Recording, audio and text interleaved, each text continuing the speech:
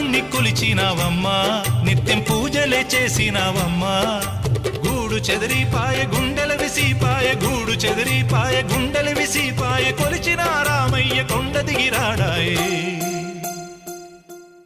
వందనాలమ్మా అమ్మా వందనాలమ్మా